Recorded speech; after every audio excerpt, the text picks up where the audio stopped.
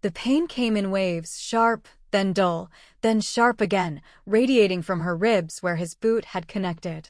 Angela's vision blurred as she tried to focus on the glittering New Year's Eve decorations suspended from the mall's vaulted ceiling, gold and silver spinning in her peripheral vision like falling stars. Blood tasted like copper and humiliation as she bit down on her tongue to keep from crying out.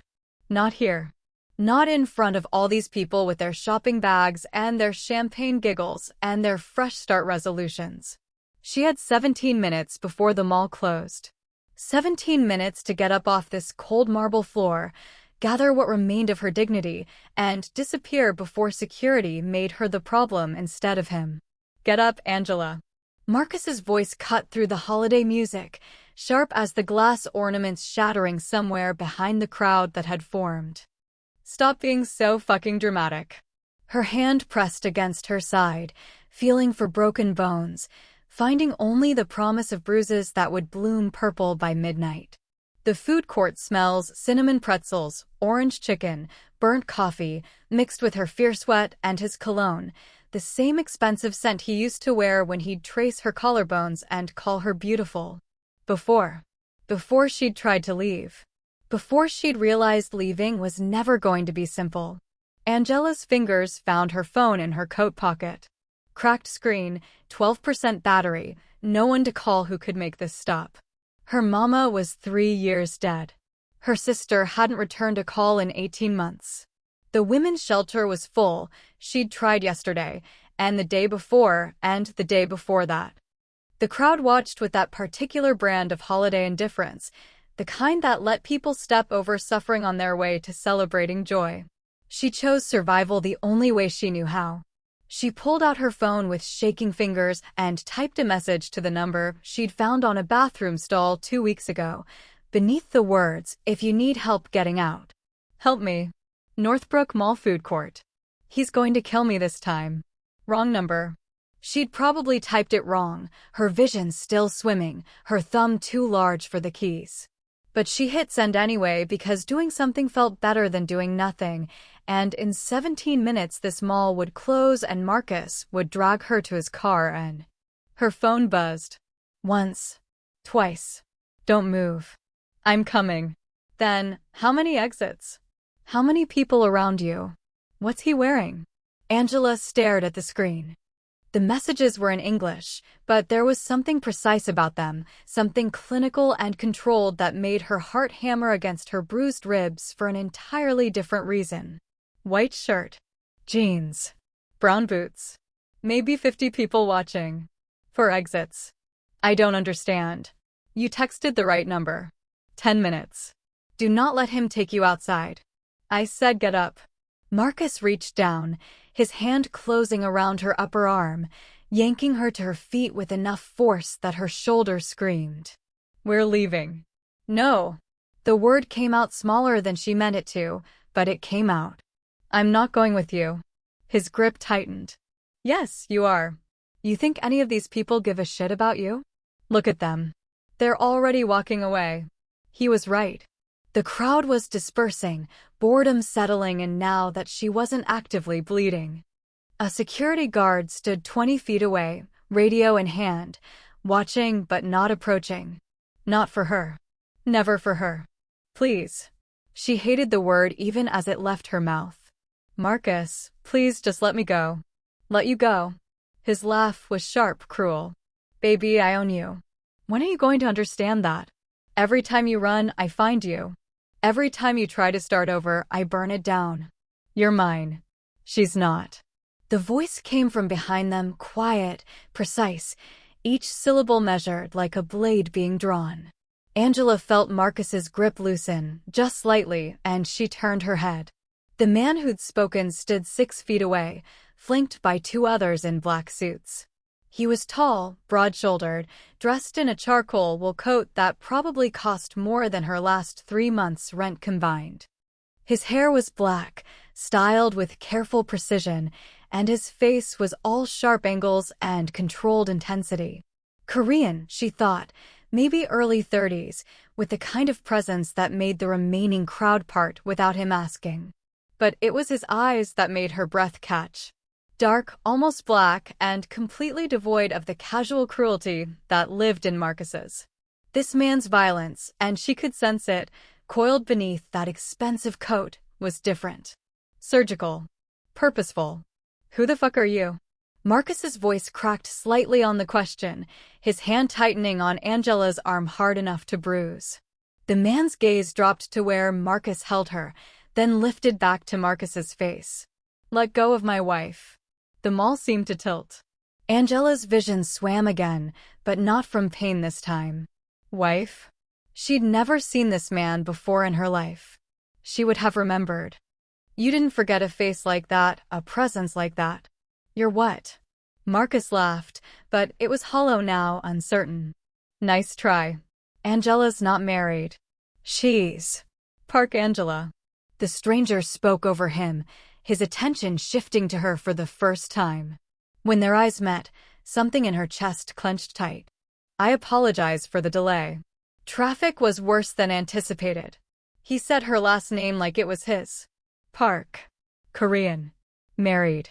None of this made sense, but when he extended his hand toward her, palm up, offering, not demanding, her body moved before her mind caught up. She pulled free of Marcus's grip and placed her hand in the stranger's. His fingers closed around hers. Warm.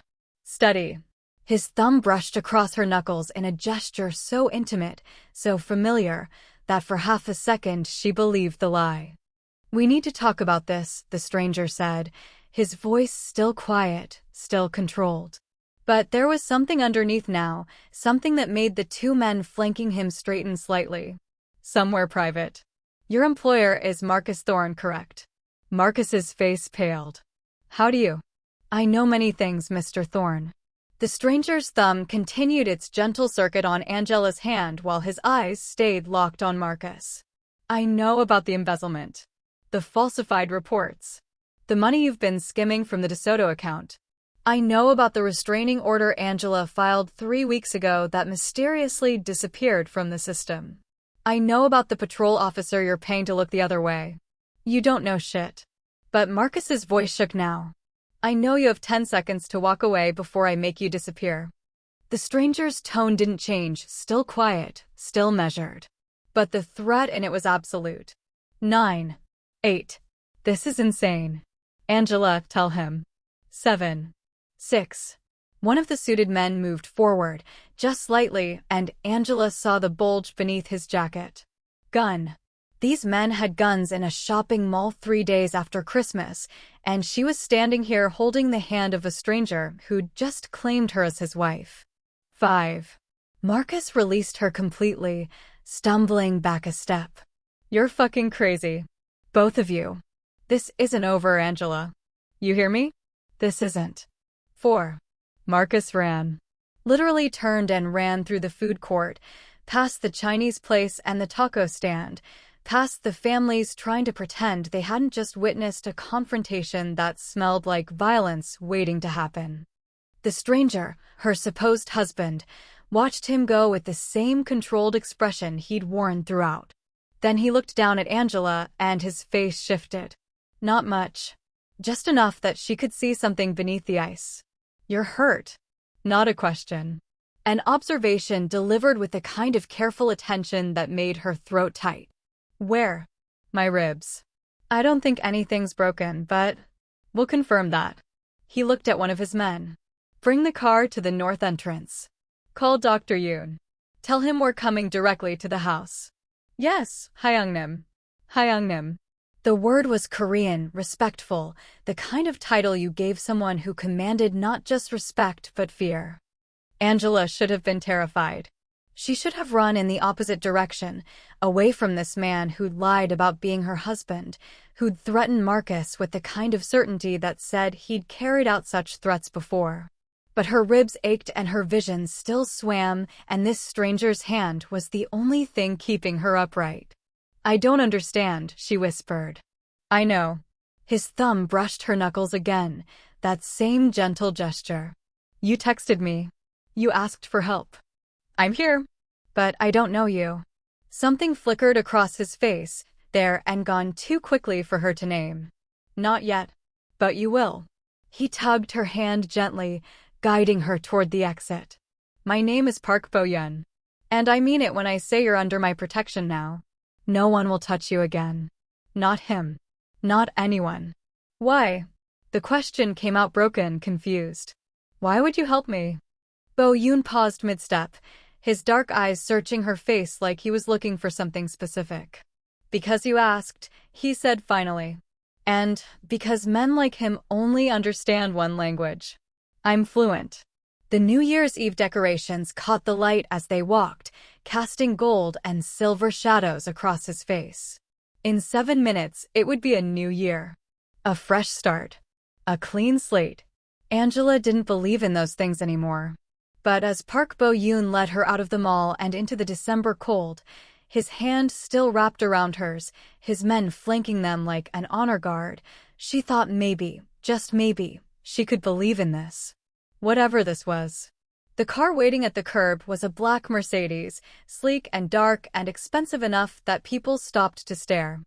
One of Bo-yeon's men opened the back door, and he guided her inside with a hand at the small of her back, gentle, careful not to touch anywhere that might hurt. Where are we going? She asked as he slid in beside her. Somewhere safe. He pulled out his phone, typed something quickly, then looked at her again. Dr. Yoon is one of the best trauma specialists in the city. He'll examine you, make sure nothing's broken. Then we'll talk about next steps. Next steps for what? For keeping you alive. He said it so matter-of-factly, like survival was just another item on a to-do list. Marcus Thorne is a problem. But he's a small problem.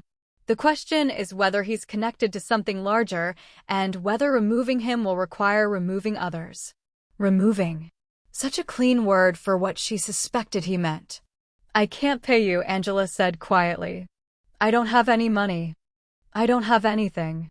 Bo-yeon's expression shifted again, that same flicker of something she couldn't name. I'm not asking for payment. Then what do you want? The question hung between them as the car pulled away from the mall, as the New Year's Eve revelers stumbled past with their party hats and their champagne bottles and their uncomplicated joy. Bo-yeon studied her face, really looked at her, like he was memorizing every detail. Right now, he said finally. I want to make sure you survive the night. Everything else, we'll figure out tomorrow. It wasn't an answer. But as the car moved through Chicago streets, past the bright windows and the dark alleys and all the spaces where women like her disappeared without anyone noticing, Angela decided it was enough. For now, it was enough. The house wasn't a house. It was a fortress dressed in glass and steel, perched on the edge of Chicago's Gold Coast like a predator watching the city sprawl below. Floor-to-ceiling windows revealed a view that probably cost more per month than Angela had earned in her entire life. Marble floors, heated beneath her feet. Modern furniture that looked like art installations. Everything in blacks and grays and whites, cold and beautiful and utterly impersonal. This way. Bo-yeon's hand remained at the small of her back as he guided her through the space. His touch was light, barely there, but she felt it like a brand. Dr. Yoon is setting up in the guest suite. You keep a doctor on call? Her voice came out smaller than she intended, swallowed by the vast space. I keep many things on call. He glanced at her, and something in his expression softened. Don't be afraid. He's discreet. He won't ask questions you don't want to answer. The guest suite was larger than her entire apartment had been. King bed with white linens, another wall of windows, an ensuite bathroom visible through an open door. Dr. Yoon was an older Korean man with kind eyes and careful hands, and he examined her ribs with gentle efficiency while Bo-yeon stood by the window, his back to them but his posture rigid. Bruised, not broken, Dr. Yoon confirmed after several minutes. I'll wrap them for support. You'll be sore for a week, maybe 2. Ice for the first 48 hours, then heat. No heavy lifting. Plenty of rest. He paused, his eyes meeting hers. Have you eaten today? She couldn't remember. Time had become elastic somewhere between Marcus's boot and Bo-yeon's hand. I'll have something prepared, Bo-yeon said without turning around. Light. Soup, maybe. Toast. Dr. Yoon wrapped her ribs with practiced efficiency, then left medication on the nightstand, pain management, anti-inflammatory, something else she didn't recognize. Call if you need anything, he said, directing the comment to Bo-yoon rather than her. I'll check on her tomorrow. Then he was gone, and Angela was alone with the man who'd claimed to be her husband, who'd threatened Marcus with such casual certainty, who was now staring out at the city like he could bend it to his will through sheer force of presence. Why did you tell him I was your wife? She asked. Bo-yoon turned slowly. Would you have preferred I let him take you? No. But you could have just, I don't know. Intervened. You didn't have to lie. I rarely lie. He moved toward her, each step measured, and stopped a few feet away. When I tell people you're my wife, I mean it. You're under my protection now. In my world, that's the same thing. I don't understand your world. Good. The word came out sharp, almost harsh. Then he seemed to catch himself, his jaw tightening. You shouldn't have to understand it. But Marcus Thorne forced my hand. You know him. Not a question. She could see it in the way Bo-yoon's expression hardened when he said the name. I know of him. Small-time embezzler. Works for DeSoto Financial. Thinks being connected to a mid-level money launderer makes him untouchable. Bo-yoon's lips curved into something that wasn't quite a smile. He's wrong. What are you going to do to him? That depends on you. Angela's breath caught. On me? How far do you want this to go? Bo-yoon asked quietly. Do you want him scared? Do you want him ruined? Do you want him gone? He paused, letting the weight of that last word settle. I can give you any of those outcomes. But you have to choose. She should have been horrified. Should have been calculating escape routes, looking for exits, planning how to get away from this beautiful, controlled man who spoke about destruction like other people spoke about dinner plans. Instead, she said, I want him to never touch me again. Done. Bo-yoon pulled out his phone, typed something quickly. By morning, he'll have a restraining order that actually exists. By end of business tomorrow, his employer will have documentation of his embezzlement. By next week, he'll be too busy trying to stay out of prison to think about you. That's not legal. It is when you own the judges. He said it so simply, like corruption was just another tool in a well-stocked arsenal. Angela, I need you to understand something. The world you've been living in, the one where you called police who didn't come, where you filed paperwork that disappeared, where men like Marcus operate with impunity, that world has rules. My world has different rules. What rules? Mine. He moved closer, close enough that she had to tilt her head back to maintain eye contact. In my world, if someone threatens what's mine, they disappear. If someone hurts what's mine, they suffer. If someone tries to take what's mine, they die. It's simple. Brutal. But effective. I'm not yours. But even as she said it, she felt the lie in it. He'd claimed her in that mall, in front of Marcus and the crowd and the uncaring universe, and something in her had responded to it. Bo-yoon's hand lifted slowly, giving her time to pull away. When she didn't, he tucked a lock behind her ear with careful fingers. Not yet, he agreed. But you will be. It should have sounded like a threat. Instead, it sounded like a promise. She woke to sunlight streaming through unfamiliar windows and the smell of coffee. For 3 disoriented seconds, Angela couldn't remember where she was. Then her ribs announced themselves dull ache, sharp when she breathed too deep, and memory crashed back. The mall. Marcus. Bo-yoon. My wife. She sat up slowly, testing her injuries, and found her clothes from yesterday folded neatly on a chair. Someone had also left new clothes, soft gray sweatpants, a white t-shirt, both exactly her size. The thought of someone going through her measurements while she slept should have creeped her out. Instead, she just felt tired. The bathroom was marble and chrome, stocked with expensive soaps and fresh towels. She showered carefully, avoiding the wrapped ribs, and dressed in the provided clothes. They fit perfectly. When she emerged, she found Bo-yoon in the kitchen, and the sight of him made her pause mid-step. He'd changed from yesterday's formal wear into dark jeans and a black t-shirt that revealed the tattoos crawling up both arms. Dragons, she thought, and flowers, and script in what might have been Korean. His hair was slightly mussed, like he'd run his hands through it, and he was moving around the kitchen with surprising domesticity.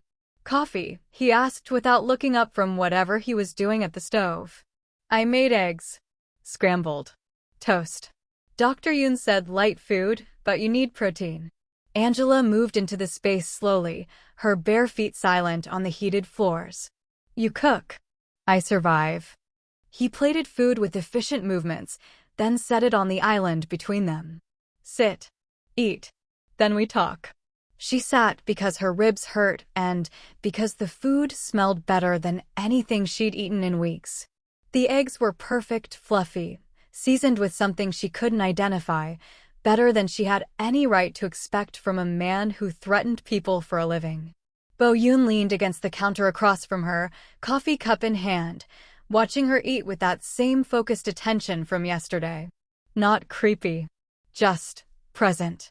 Like she was the only thing in his universe worth noting. "Marcus won't be a problem anymore," he said after she'd eaten half her food. The restraining order was filed at 6 a.m. His employer received the embezzlement evidence at 7. His accounts are frozen pending investigation. Angela set down her fork. "How did you do all that in one night?" "I told you. Different rules." He took a sip of coffee. "But that's not the real problem." Her stomach dropped. "What's the real problem?" "You." Bo Yoon set down his cup and crossed his arms. 3 weeks ago, you filed a restraining order that disappeared. 2 weeks ago, you went to a women's shelter that was suddenly full. 1 week ago, your car was vandalized while parked outside your workplace. Yesterday, Marcus found you at a mall you'd never been to before. He paused. Someone's been helping him. Someone with access to court records, shelter databases, GPS tracking. Angela's hands started shaking. That's impossible. Marcus doesn't have those kinds of connections. No, but someone does. Bo Yoon moved around the island, stopping just close enough that she could smell his cologne, cedar, and something darker, tobacco maybe, with gunpowder underneath. "Angela, I need you to think carefully. Has Marcus ever mentioned anyone? A boss, a contact, someone he answers to. He works for DeSoto Financial. His boss is," she stopped, memory clicking into place. "Vincent DeSoto. I met him once, at a company party. He was wrong." "Wrong how?" "The way he looked at me." She wrapped her arms around herself. "Like I was something he wanted to collect." Marcus got weird after that night. Started talking about how I needed to understand my place, how Vincent had explained things to him. Bo Yoon's expression went cold. Actually cold, like winter settling over his features. "Vincent DeSoto. You know him?" "I know what he is." Bo Yoon pulled out his phone, pulled up a photo, showed her. "Is this him?"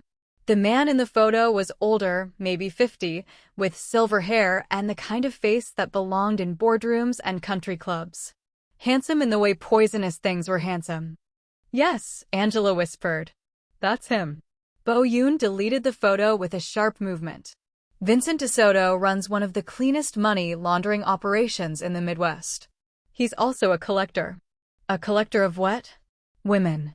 Specifically, women he considers beneath his social class who he can control through their partners.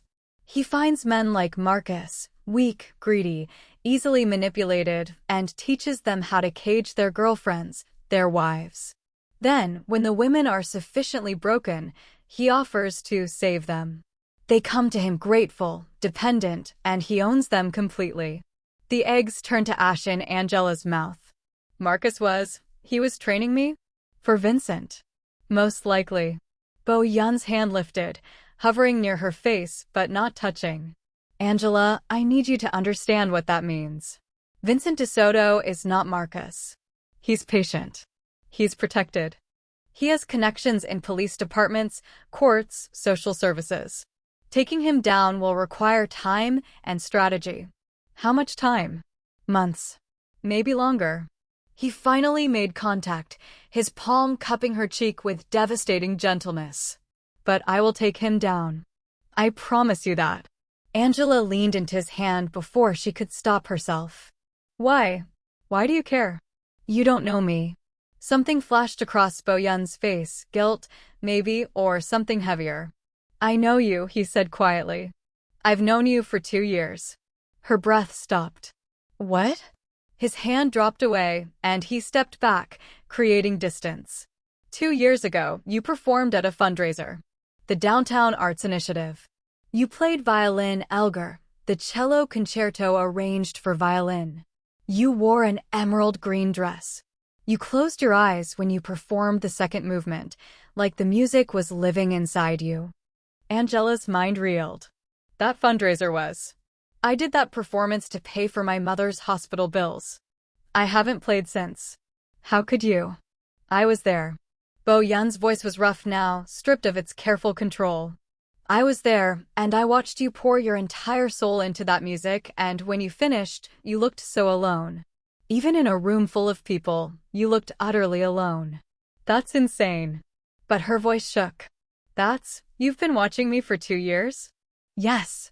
The honesty of it, brutal, unvarnished, stole her breath. I had someone keep track, he continued. Make sure you were safe. Step in if you needed help. But you never asked for help. You just kept surviving, kept fighting, kept trying to escape Marcus on your own.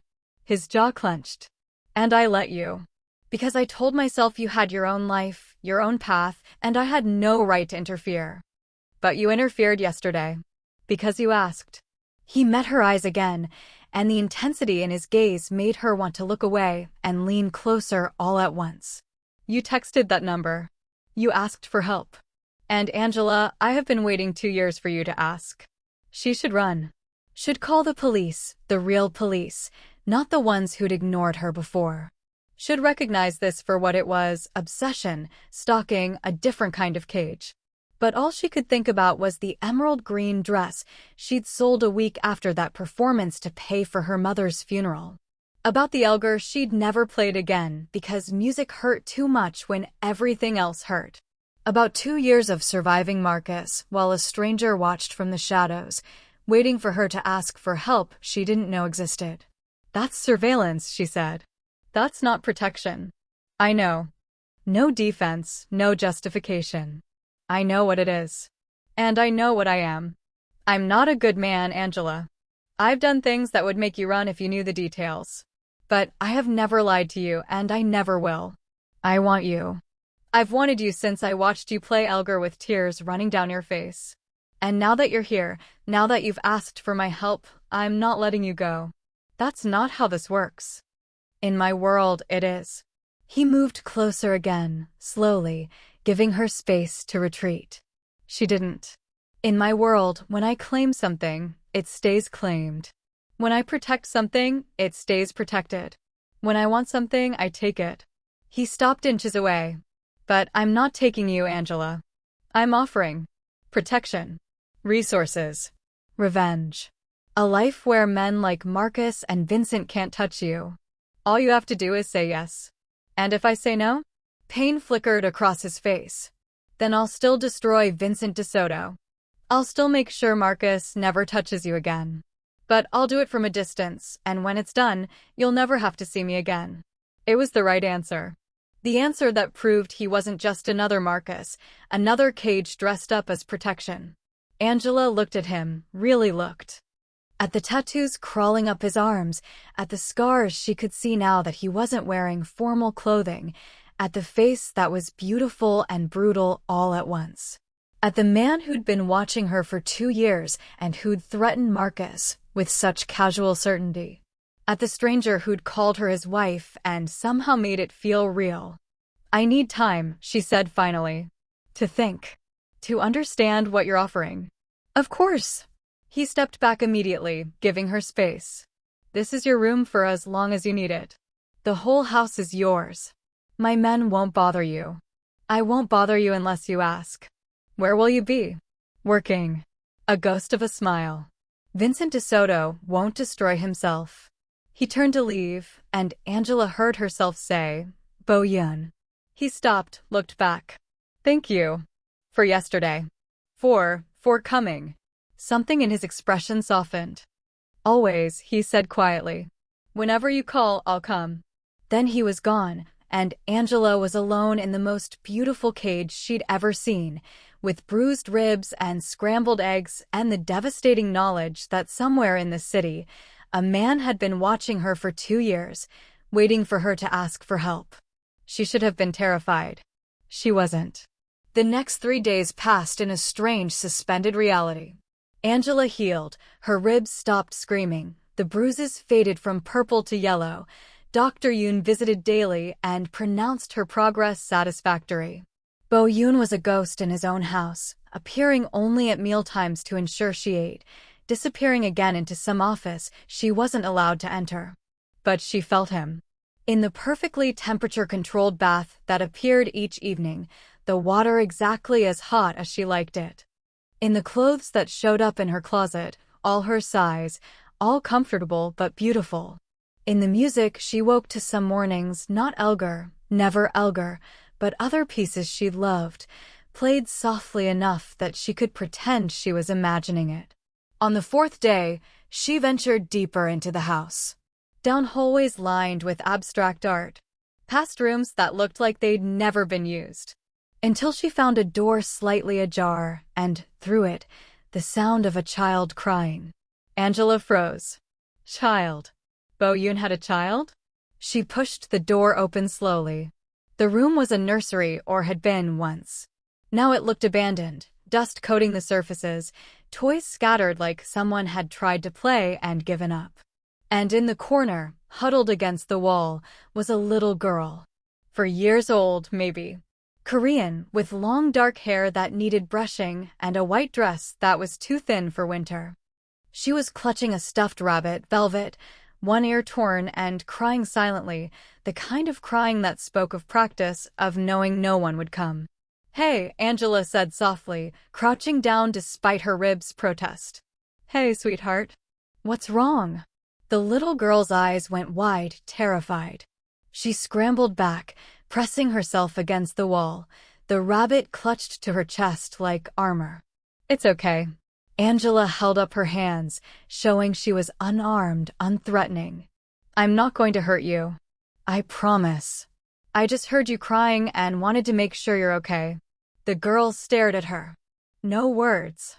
Just that wide-eyed terror that made Angela's chest ache. My name's Angela, she tried again. What's yours? Nothing. The girl's grip on the rabbit tightened. That's a beautiful rabbit, Angela said, shifting tactics. Does it have a name? Still nothing.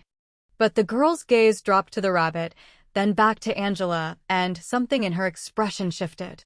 Not trust. But maybe curiosity? I had a rabbit when I was little, Angela continued, settling more comfortably on the floor. Mine was brown. His name was Coco because my mama said he looked like a chocolate bar. She smiled at the memory. He went everywhere with me. Even when his stuffing started coming out and his ears got all floppy. Especially then, because that's when he needed me most. The girl's crying had stopped.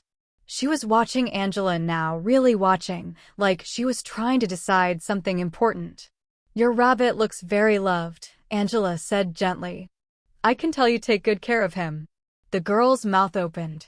Closed. Then, in the tiniest voice, her. Machi. Her name. Machi. Angela's throat tightened. Machi is a beautiful name. Is she your best friend? A small nod. Then, even quieter, only friend. Well, that makes her very special. Angela shifted slightly closer. Would you like to show me Machi? I promise I'll be very gentle. The girl hesitated, then slowly extended the rabbit toward Angela. Their hands didn't touch, the girl was too careful for that, but Angela examined Machi with all the seriousness the moment deserved. She's perfect, Angela pronounced. And she's very lucky to have you taking care of her. The girl pulled Machi back, but this time she smiled. Small, barely there, but real. Hannah. Angela looked up. Bo Yoon stood in the doorway, his expression unreadable. But his eyes, when he looked at the little girl, held something Angela had never seen in them before. Pain. Profound, devastating pain. Her name is Hannah, he said quietly. My daughter. Daughter. Not a child. Not in my care. Daughter. Angela looked between them, this beautiful, controlled man and this terrified little girl who'd been crying alone in an abandoned nursery, and felt something slot into place. Does she need anything? Angela asked. Has she eaten? She doesn't eat much. Bo Yun's voice was rough.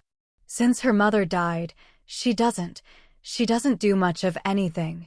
The weight of those words hung in the air. Dead wife. Traumatized child. A man who kept them both in this beautiful mausoleum and didn't know how to help either of them heal. May I? Angela gestured to Hannah. Bo Yun nodded, then left, fled. Really, and Angela was alone with the little girl again. Hannah, she said softly. That's a beautiful name. Did you know it means flower? Hannah nodded. Then, carefully, Mama picked it. Your mama had good taste. Angela's ribs ached, but she settled more fully onto the floor anyway. Hannah, would you like to have breakfast with me? We could bring Machi. She might be hungry too. For a long moment, Hannah just stared. Then, slowly, she nodded. Angela stood, offered her hand. Hannah looked at it like it might bite. But after several heartbeats, she placed her small hand in Angela's, and together they walked out of the abandoned nursery and toward something that felt dangerously like hope. Hannah ate 3 bites of toast. For strawberries. Half a glass of milk. By Angela's estimation, that was 3 bites, for strawberries, and half a glass more than she'd probably eaten in days. Bo Yun watched from the doorway, pretending to work on his phone but really watching his daughter come alive under Angela's gentle attention. And Angela felt his gaze like a physical touch, warm and desperate and grateful all at once. Machi likes strawberries too, Angela said, moving a piece of fruit toward the rabbit. Should we give her one? Hannah giggled, actually giggled, and shook her head. Rabbits can't eat people food. Oh, really? What do rabbits eat? Carrots. And lettuce. And... Hannah paused, thinking. Love. Angela's chest tightened. You're right. Rabbits definitely eat love. Do you give Machi lots of love? Every day. Hannah's voice was getting stronger now, more confident. Even when I'm sad. Especially when I'm sad. That makes you a very good rabbit mama. Hannah looked up, and in her eyes was a question too big for words. Are you gonna be my new mama? The room went silent. Angela could hear Bo Yun's breathing stop from across the space. Angela swallowed hard. I don't know, sweetheart. Your daddy and I are still figuring things out. He said you're his wife. Matter of fact, delivered with 4-year-old logic. Wives are mamas. Sometimes, Angela agreed carefully. But it's more complicated than that. Oh. Hannah looked down at Machi. Then, quietly, I think you'd be a good mama. You're nice. And you don't cry in your room like Daddy does. Angela's gaze snapped to Bo Yun. He was staring at his phone with sudden intensity, but his jaw was clenched so tight she could see the muscle jumping. Hannah, Bo Yun said, his voice carefully controlled, why don't you go play in your room for a bit? Angela and I need to talk. Hannah's face fell. Did I say something bad? No, baby. Never. Bo Yun moved into the room, crouched down beside his daughter. You said something true. And sometimes true things are hard to hear. He kissed her forehead, gentle, reverent. Go play. I'll come find you soon. Hannah looked at Angela, uncertain. You'll still be here? I'll still be here, Angela promised. Only after Hannah had left, Machi clutched in her arms, did Bo Yun speak. She doesn't talk. His voice was raw. She hasn't spoken more than a few words since her mother died. The therapist said to give her time, that forcing it would do more harm than good. But you. He looked at Angela, and the devastation in his eyes was absolute. You walked into that room, and she talked. She laughed. She ate. Maybe she just needed someone new, Angela said softly. Someone who wasn't part of the before. Maybe. Bo Yun ran a hand through his hair. Or maybe she needed someone who knows what it's like to survive something unsurvivable. Angela's ribs ached, but not from injury. How did her mother die? Fire. The word came out flat dead. 2 years ago. An explosion in our car. My wife and my sister, both gone in seconds. Hannah was supposed to be in that car. She had a tantrum that morning, refused to go to her grandmother's house. My wife left without her. He paused. The explosion was meant for me. 2 years ago. The same timeline as the fundraiser, as Bo-yeon watching her play Elgar with tears on her face. You blame yourself, Angela said. Of course I blame myself. His hands clenched into fists. My wife died because someone wanted to hurt me. My daughter lost her mother because I made enemies. And I couldn't even grieve properly because Hannah needed me and I didn't know how to be what she needed. So you watched her cry alone in abandoned nurseries. He flinched. I don't know how to help her. Every time I try, she looks at me like she's afraid. Like I'm going to disappear too. Then stop trying to help her alone. Angela stood, moved closer. Let me help. Why would you do that? Because she's 4 years old and she's terrified, and I know what that feels like. Angela stopped in front of him. Because you helped me when I needed it. Because. She hesitated, then finished. Because I want to. Bo-yeon's hand lifted, cupped her face with that same devastating gentleness. If you stay, he said quietly, if you let yourself care about Hannah, about this life, it'll be harder to leave. You understand that? I understand. And you're still willing? Angela thought about Hannah's tiny hand in hers. About the way the little girl had giggled over strawberries and called Machi her best friend. About Bo-yeon's raw admission that he cried in his room where his daughter could hear. I'm still willing, she said. Bo-yeon's thumb brushed across her cheekbone. Then let me propose something. A real arrangement this time. What kind of arrangement? Marry me. He said it so simply, like he was asking her to pass the salt.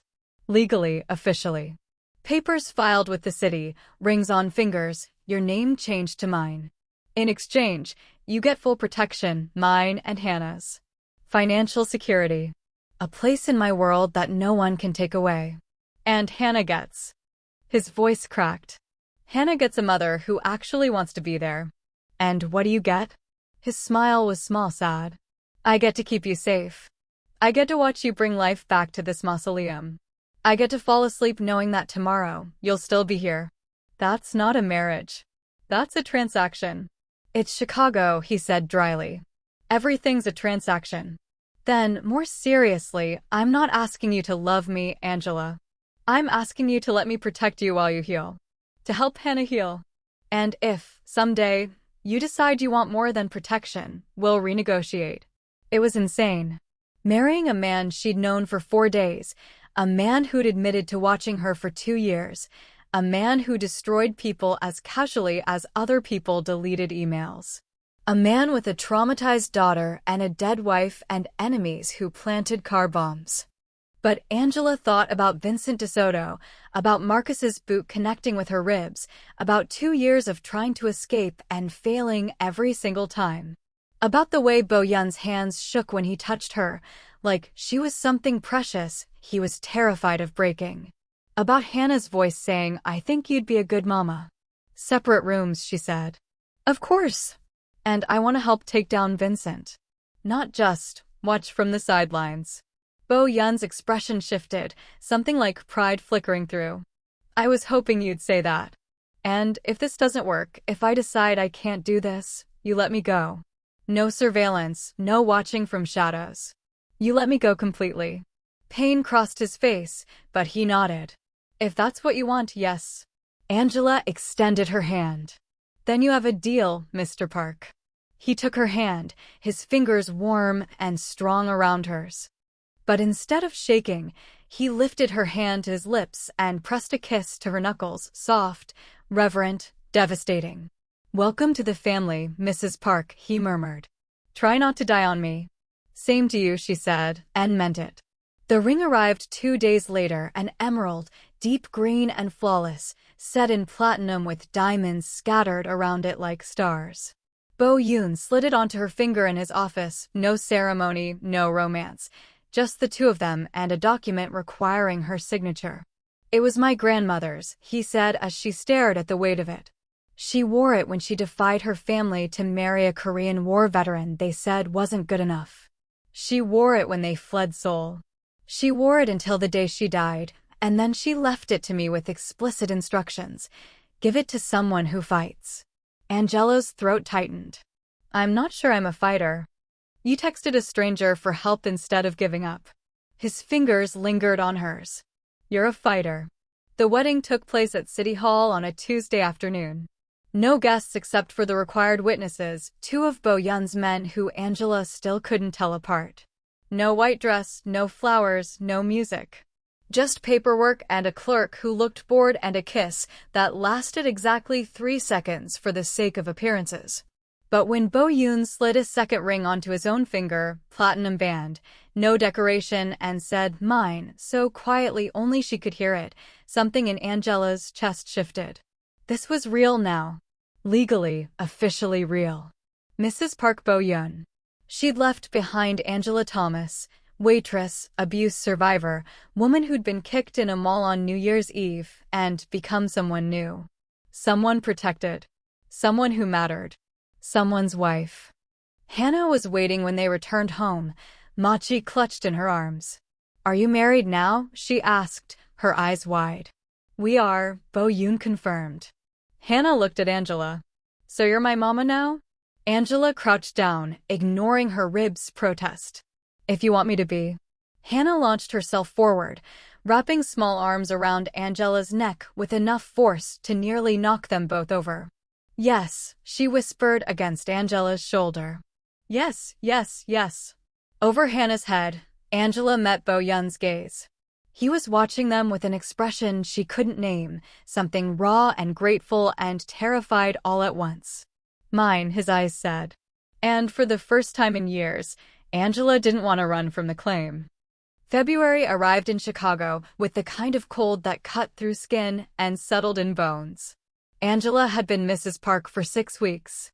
6 weeks of learning the house's rhythms, of coaxing Hannah out of her shell one strawberry at a time, of watching Bo-yeon pretend he wasn't watching her from doorways. 6 weeks of separate rooms and careful distance and a marriage that existed on paper but nowhere else. Until the night Angela found the files. She'd been looking for a book in Bo-yeon's office. He'd told her to make herself at home, to use any space she wanted. The files were in a locked drawer that wasn't actually locked, and inside was everything. 2 years of surveillance photos. Her at the fundraiser in the emerald dress. Her leaving her apartment for work. Her buying groceries, sitting in parks, playing violin in her car where no one could hear. Her with Marcus, and the photos from those days were marked with dates and times, annotated in Bo-yeon's precise handwriting. Probable physical abuse. Confirmed financial control. Requires intervention if safety compromised. But he hadn't intervened. Not until she'd texted him. 2 years of watching her suffer, and he'd done nothing. You weren't supposed to see those. Angela spun. Bo-yeon stood in the doorway, still in the suit he'd worn to whatever meeting had kept him out until midnight. His tie was loosened, his expression carefully blank. 2 years, she said, her voice shaking. You watched me for 2 years. Yes. You watched him hurt me. You watched me try to leave. You watched me fail. And you did nothing. I did everything. Bo-yeon moved into the room, slow and careful like she was a spooked horse. I made sure Marcus couldn't kill you. I had his accounts monitored, his communications tracked. Every time he got too violent, I made sure he suffered consequences, a flat tire, a lost wallet, a delayed promotion. I kept you alive, Angela. That's not keeping me alive. That's watching me suffer in high definition. You're right. He didn't try to defend himself. You're absolutely right. I should have intervened sooner. I should have approached you, offered help, given you options. But I was afraid. Of what? Of this. He gestured between them. Of you looking at me the way you're looking at me now. Of you realizing that I'm not your savior. I'm just another man who wants to control your life. Angela's hands shook. The difference is you're honest about it. Does that make it better? I don't know. She looked down at the photos spread across his desk. Her life, documented in obsessive detail. Why the fundraiser? Why that night? Bo-yeon was quiet for so long she didn't think he'd answer. Then, because you looked the way I felt. What do you mean? Alone. He moved closer, close enough that she could smell his cologne, cedar and tobacco and that undercurrent of gunpowder.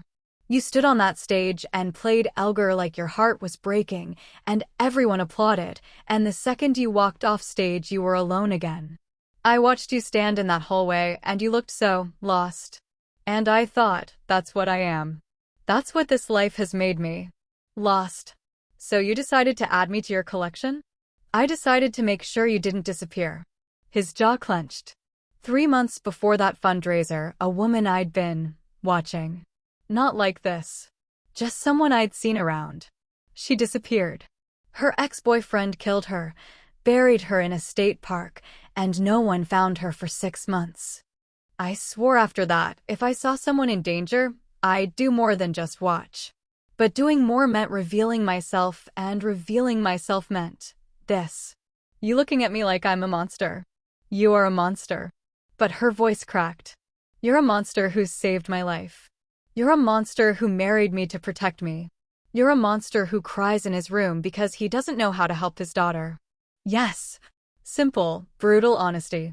Angela looked at the photos again. 2 years of her life, seen through his eyes. And in every photo, no matter how terrible the circumstances, she was still alive. If I tell you to burn these, she said quietly, will you? Yes. If I tell you I want a divorce, will you give me one? Pain flashed across his face. Yes. If I tell you I need space to process this, will you give me that? Always. Angela picked up one of the photos, her in the emerald dress, eyes closed, violin tucked against her shoulder. She looked young in it. Unbroken. Beautiful in a way she'd forgotten she could be. I need space, she said. Bo-yeon nodded and turned to leave. Bo-yeon? He stopped, looked back. Thank you, she said. For keeping me alive. Even if the method was fucked up. Something in his expression softened. You're welcome. Even if I should have done it differently. Then he was gone, and Angela was alone with 2 years of surveillance and the devastating knowledge that the man she'd married was exactly what he'd claimed to be, a monster who wanted her to survive. She should have burned the photos. Instead, she kept the one of her in the emerald dress and put it in her nightstand drawer, where she could look at it when she needed to remember who she'd been before Marcus broke her. Before Bo-yeon put her back together. A week passed. Angela focused on Hannah, reading to her, cooking with her, coaxing more words out of her day by day. The little girl was blossoming, gaining weight, laughing more often. At night, she started asking Angela to tuck her in, to stay until she fell asleep. Mama? Hannah asked one night, her hand clutching Machi. Yes, baby. Are you going to leave like my first mama did? Angela's chest tightened. Your first mama didn't want to leave, sweetheart. Sometimes bad things happen, and people can't stay even when they want to. But you could leave. If you wanted. I could, Angela agreed carefully. But I don't want to. I like being here with you. And Daddy. And Daddy. Hannah was quiet for a moment. Then, Daddy likes you too. He smiles more now. Even when he thinks no one's watching. Angela didn't know what to do with that information, so she just kissed Hannah's forehead and left the nightlight on and retreated to her separate room where she definitely wasn't thinking about Bo-yeon smiling when no one was watching. But that night, she couldn't sleep. Her ribs had healed fully, but her mind wouldn't quiet. She kept thinking about the files, about 2 years of surveillance, about the question she hadn't asked. Why didn't you just approach me that first night? At 2 a.m., she gave up on sleep and ventured out of her room. The house was dark except for a light coming from Bo-yeon's office. She found him there, still dressed, staring at multiple computer monitors showing what looked like financial records. You should be sleeping, he said without looking up. So should you. I don't sleep much anymore. He finally turned, and in the blue light of the monitors, he looked younger. Exhausted. Did Hannah have a nightmare? No. I did. His expression shifted. About Marcus? About you. She moved into the room, sat in the chair across from his desk. I dreamed you'd been watching me since I was a child. That every moment of my life had been documented, that I'd never been alone. That would be considerably more disturbing than the actual situation. Would it? Angela met his gaze. Where's the line, Bo-Yun? Between protection and obsession?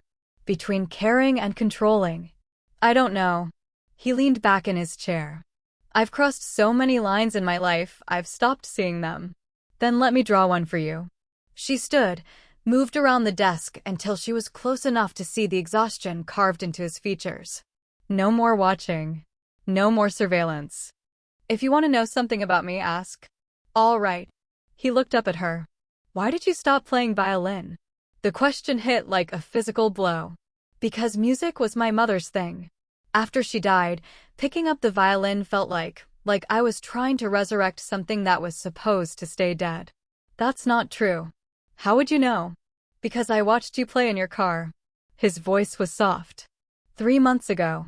You thought no one could hear, so you played. And Angela, you played like your mother was still alive, still listening, still proud of you. You didn't stop playing because she died. You stopped playing because Marcus made you believe you weren't allowed to take up space. Tears pricked her eyes. That's not fair. What's not fair? Seeing me that clearly. Knowing me that well. I didn't give you permission. I know. He stood, and suddenly they were close enough that she could feel his body heat. I know I don't deserve to know you. But I do. And I can't unknow you now. What do you want from me? The question came out raw, desperate. Really want, not the protection speech, not the marriage arrangement. What do you want? Bo-Yun's hand lifted, touched her face with fingers that trembled. Everything, he said quietly. I want you to stay. I want you to be Hannah's mother. I want you to play violin again. I want you to wake up in my house and feel safe. I want. He stopped, swallowed hard. I want you to look at me the way you looked at me that first night. Like I was worth the risk. You are worth the risk. The words came out before Angela could stop them. You're terrifying and obsessive, and you've definitely crossed about 1,000 ethical lines. But you're also the first person in 2 years who's treated me like I matter. Like my survival is worth fighting for. So yes, Bo-Yun. You're worth the risk. His thumb brushed away a tear she hadn't realized had fallen. I was wrong, he said. That first night, I told you I wasn't taking you. But I was lying. I took you the moment you texted me. I took you, and I'm not giving you back. Good. Angela's hand covered his, holding it against her face. Because I don't want to be given back. The kiss happened slowly. His forehead touching hers first, his breath warm against her lips, his eyes searching hers for permission. And when Angela closed the distance between them, when her mouth met his, it wasn't desperate or violent or consuming. It was gentle, careful. A question asked and answered. His hands slid into her locks, cradling her head like she was something precious. Her hands fisted in his shirt, pulling him closer but not demanding. They kissed like people learning a new language, like survivors finding solid ground, like two lost things deciding to be found together. When they finally pulled apart, both breathing hard, Bo-Yun pressed his forehead to hers again. This changes everything, he said. I know. I still want you to have your own room. Your own space. I won't push. What if I don't want my own room anymore? His breath caught. Angela. I'm not saying let's consummate this marriage right now. She pulled back enough to meet his eyes. I'm saying maybe I want to revise our agreement. Maybe I want to try being married for real. Not just on paper. What does that look like? I don't know yet. She smiled, small and uncertain. But I think we figure it out together. Bo-Yun kissed her forehead, soft and reverent. Then let's figure it out together. March arrived with fall spring, warm enough that Hannah could play outside, cold enough that Chicago's winter hadn't quite released its grip. Angela and Bo-Yun fell into a new rhythm. Breakfast together, days spent healing her and destroying Vincent DeSoto's empire, him, evenings with Hannah, Nights that ended with longer and longer conversations in his office. They hadn't moved into the same room yet, but the distance between them was shrinking. Until the night Bo-yoon came home with blood on his hands. Angela was reading to Hannah when she heard the front door slam, unusual, because Bo-yoon moved through his house like a ghost, all silent efficiency.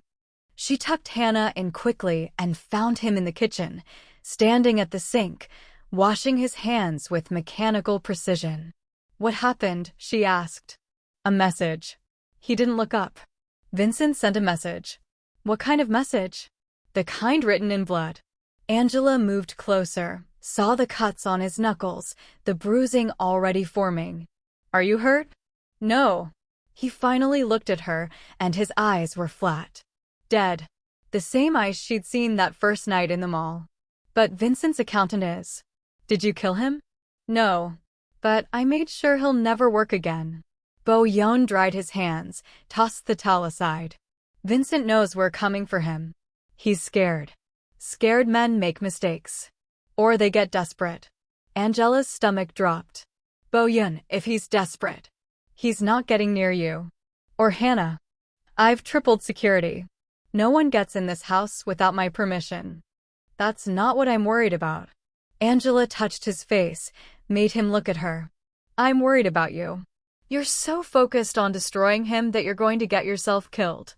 "I won't." "You don't know that." "I do." His hand covered hers. "Because I have a reason to come home now. I have you. I have Hannah. I have something worth protecting beyond my own ego." "Then let me help." She'd been asking for weeks, but he'd always deflected. "Teach me. Show me how to fight back. Don't make me just wait here while you risk everything." Bo-yoon was quiet for a long moment. Then, "All right. Tomorrow. I'll show you everything." Everything. How to access his accounts. How to destroy his reputation. How to make him untouchable in every social circle he values. A ghost of a smile. Financial warfare. It's cleaner than my usual methods. And more permanent. Exactly. The next day, Bo-yoon set up a laptop in his office and showed Angela the architecture of Vincent DeSoto's life. Bank accounts, investment portfolios, real estate holdings, social connections. Everything mapped out like a battle plan. "Money is power," Bo-yoon explained, his body close behind hers as she navigated the screens. "Take away his money, you take away his power. Take away his power, you take away his ability to hurt people." "How do we take away his money?" "We expose where it came from." Bo-yoon pulled up another screen, emails, contracts, transfer records. "Vincent's fortune is built on money laundering. He takes dirty money from criminal enterprises, runs it through legitimate businesses, and returns it clean. If we prove that to the IRS, the SEC, and the FBI simultaneously, his empire collapses in days." "That's elegant. That's survival." His hand covered hers on the mouse. "This keystroke moves his offshore accounts to a forensic holding. This one flags him to the IRS. This one sends documentation to the FBI's Financial Crimes Unit." Angela stared at the screen. One keystroke. That's all it would take to destroy the man who'd orchestrated her abuse, who'd trained Marcus to break her, who'd spent years collecting women like art pieces. "Do it," she said. "You're sure?" "I'm sure." Bo-yoon guided her hand, her finger hovering over the key. Together. Together. They pressed the key simultaneously, and somewhere in the digital universe, Vincent DeSoto's life began its collapse. Angela turned in her chair to face Bo-yoon. "What happens now?" "Now we wait." He cupped her face. 24 hours. Maybe less. The systems will catch him. His accounts will be frozen. His associates will distance themselves. By this time tomorrow, Vincent DeSoto will be untouchable for entirely different reasons. And Marcus? Already in prison. The embezzlement charges stuck. He's looking at 7 years minimum. 7 years. 7 years where he couldn't touch her, couldn't find her, couldn't hurt her. "It's over," Angela whispered. "It's actually over. It's over." Bo-yoon kissed her forehead. "You're safe now. Really, truly safe." Angela stood, wrapped her arms around him, and let herself shake. Not from fear this time. From relief. From the devastating knowledge that she'd survived. That she was here, in this house, with this man who'd been watching her for 2 years and who'd destroyed her enemies with brutal efficiency. "Thank you," she said against his chest. "Always." His arms tightened around her. "Whenever you need me, I'll be there." "I know." She pulled back enough to look at him. "Which is why I need to tell you something." "What?" "I don't want separate rooms anymore. I don't want this careful distance. I don't want to keep pretending this is just a protection arrangement." She took a breath. "I want to be your wife. Really your wife. Not just on paper." Bo Yun's expression shifted hope and fear and something that looked like prayer. "Are you sure?" "I've never been more sure of anything." "I'm not an easy man to love," he warned. "I'm controlling. I'm possessive. I have enemies and a dead wife and a traumatized daughter and—" Angela kissed him. Hard. Desperate. The kind of kiss that said, "I know all of that, and I'm still here." When they pulled apart, both breathing hard, she said, "I'm not asking you to be easy. I'm asking you to be mine." "I've been yours since the moment you played Elgar," he said quietly. "I just didn't know how to tell you. Tell me now." "I love you." Simple. Devastating.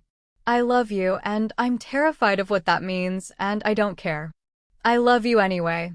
Angela's throat tightened. "I love you too. Even though you watched me for 2 years. Even though you're a monster. Even though this whole thing is insane. I love you anyway." Bo Yun lifted her, carried her out of the office and down the hallway, past Hannah's room where the little girl slept peacefully, past Angela's room with its carefully maintained distance, to his room. His bed. His space that she'd never entered before. "Are you sure?" he asked one more time, setting her down gently. "Stop asking me if I'm sure." Angela pulled him down to her. "I'm here. I'm choosing this. I'm choosing you." And when they came together slowly, carefully, with words of consent and checking in and "Is this okay?" and "Don't stop," it felt less like consumption and more like coming home. Afterward, wrapped in his arms with the city lights spilling through the windows, Angela traced the scars on his chest. "Tell me," she said softly. "Knife fight. 5 years ago. A rival syndicate tried to take over my territory." He caught her hand, pressed a kiss to her palm. "I won. Obviously. Your turn." He touched the scar on her abdomen, thin, silvery, old. "What's this one?" "Appendectomy. I was 12. My mama almost didn't get me to the hospital in time because we couldn't afford the ambulance." She met his eyes. "We're both survivors, aren't we?" "We are." He pulled her closer. "And now we get to survive together." The gala was Angela's idea. Or rather, it was her demand. "If I'm going to be Mrs. Park," she'd said 3 weeks after Vincent DeSoto's arrest made national news, "then I want Chicago to see me. Not hiding. Not ashamed. Present." Bo Yun had tried to talk her out of it. Too dangerous. Too public. Too many variables. But Angela had stood her ground, and eventually, he'd relented. Which was how she found herself standing in front of a floor-length mirror, wearing a dress that cost more than her entire previous year's salary. Black silk, backless, slid up to her thigh. Her locks were styled in an elegant updo, and someone Bo Yun had hired had done her makeup so skillfully she barely recognized herself. She looked like royalty. She looked untouchable. She looked like someone Vincent DeSoto had failed to destroy. "Mama, you look like a princess." Hannah bounced on the bed, Machi clutched in her arms. "Thank you, baby." Angela smiled at her daughter, because that's what Hannah was now officially. Bo Yun had started adoption proceedings the week after Vincent's arrest. "You're sure you'll be okay with Mrs. Chin tonight?" "Yes." She promised we could make cookies. Hannah paused. "Daddy's gonna be so surprised." "Surprised by what?" "How pretty you are." Hannah giggled. "He forgets to talk when you're pretty." Angela's cheeks warmed. "Does he?" "All the time." A knock on the door, then Bo Yun's voice. "Are you ready?" "Come in." He entered, and Hannah was right. He literally stopped mid-step, his eyes going wide. He was wearing a tuxedo, custom-fitted and devastating, but he was staring at Angela like she'd descended from another planet. "Hi," she said, suddenly shy. "Hi." He swallowed hard. Angela, you're pretty," Hannah supplied helpfully. "Devastating," Bo Yoon corrected quietly. His eyes traced every line of her, reverent and possessive all at once. "You're going to stop traffic." "Good." Angela moved closer, adjusted his bow tie even though it was perfect. "That's the point." His hand settled at her waist, warm through the silk. "Every man in that room is going to want you. But I'm already taken." She met his eyes, saw the need and the restraint warring there. "Aren't I?" "You are." He leaned down, kissed her softly, careful not to smudge her lipstick. "You're mine. And tonight, all of Chicago is going to know it." The Drake Hotel's ballroom was everything Angela had imagined: crystal chandeliers, marble floors, string quartet playing Vivaldi. The city's elite swirled in expensive gowns and tuxedos, champagne glasses catching the light.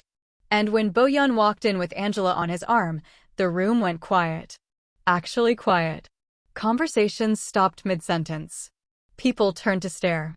And Angela felt their judgment like a physical weight, this black woman in a backless dress, holding the arm of Chicago's most dangerous Korean power broker.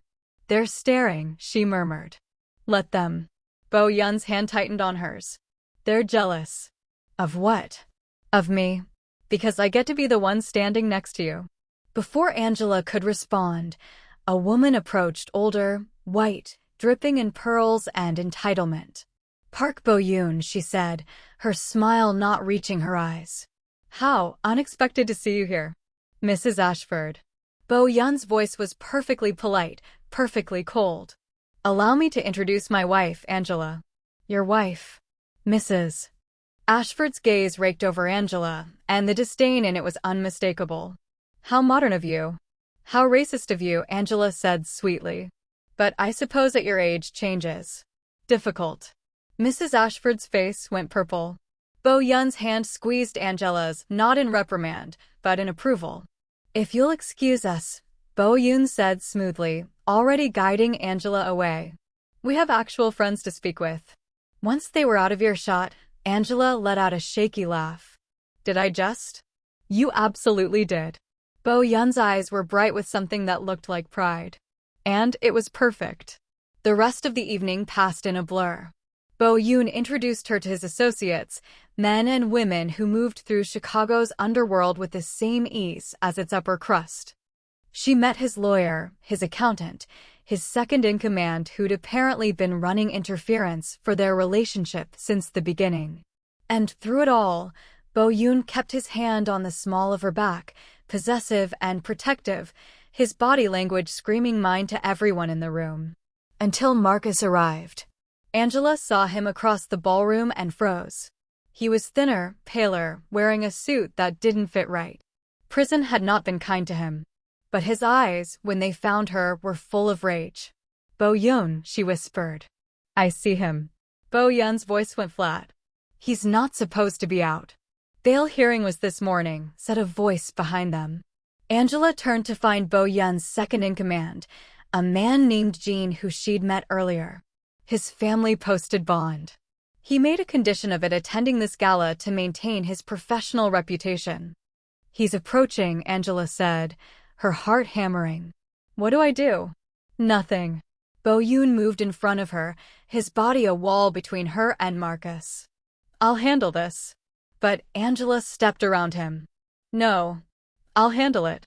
Bo Yoon's hand caught her wrist. "Angela. Trust me." She met his eyes, saw the war there, protection versus respect. "Please."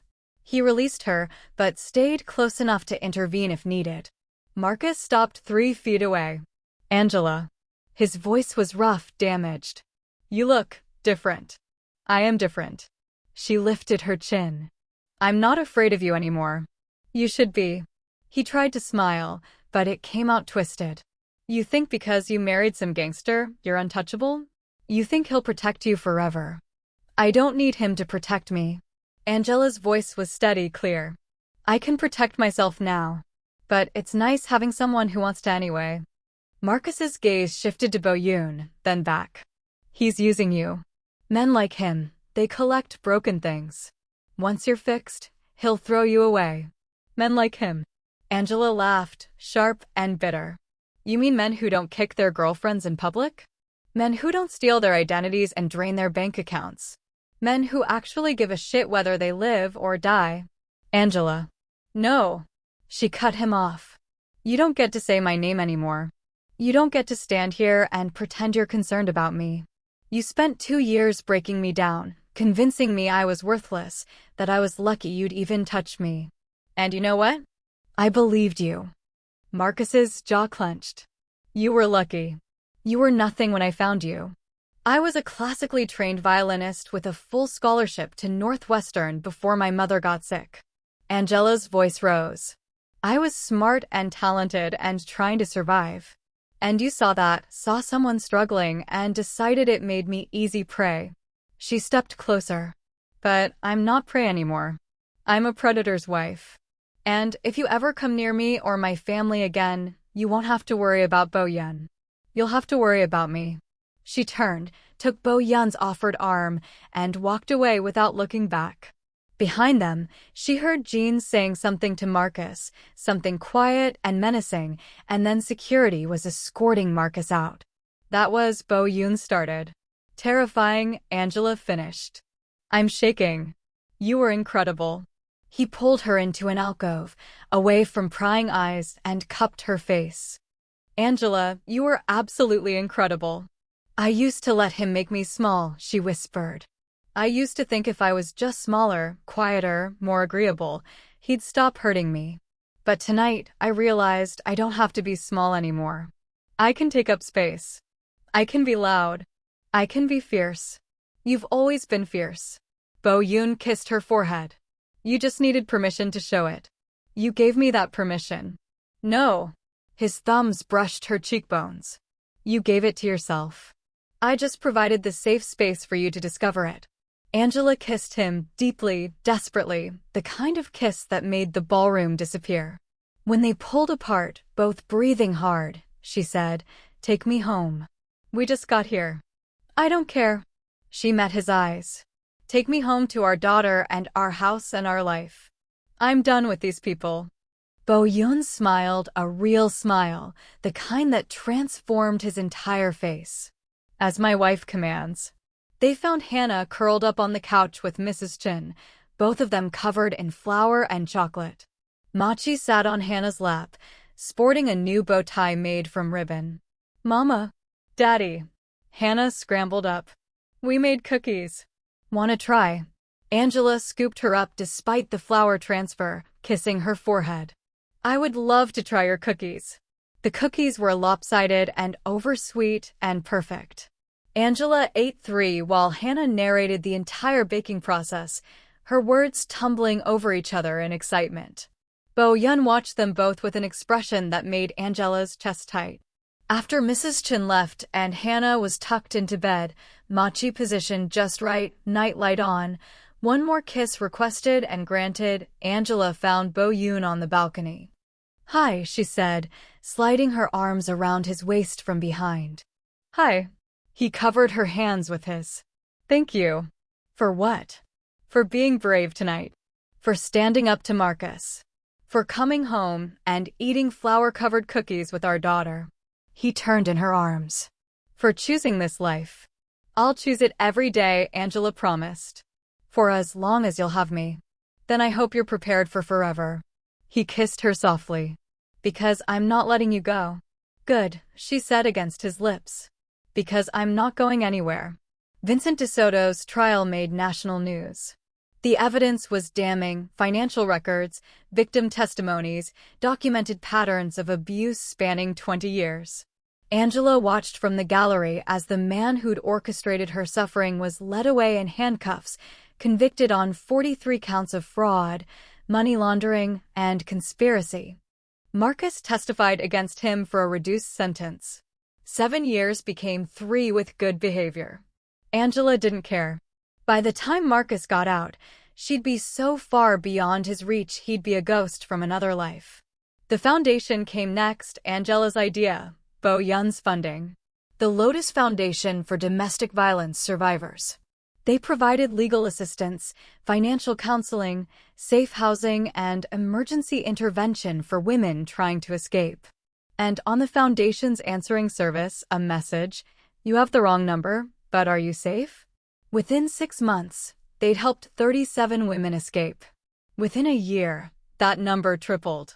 Angela ran it from Bo Yun's office, their office now, shared space with his criminal empire and her mission of salvation. Sometimes the lines blurred. Sometimes helping women meant Bo Yun making certain men disappear. Angela told herself she felt guilty about that. She didn't. 1 year after the mall, after Marcus's boot and Bo Yun's hand and "I'm coming," Angela stood in the house that had become home and watched snow fall on Chicago. Hannah was singing in her room, actually singing, her voice clear and bright.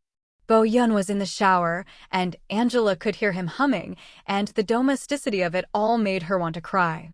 She'd survived. More than survived, she'd thrived. Her phone buzzed. A wrong number. "Help me. I'm trapped.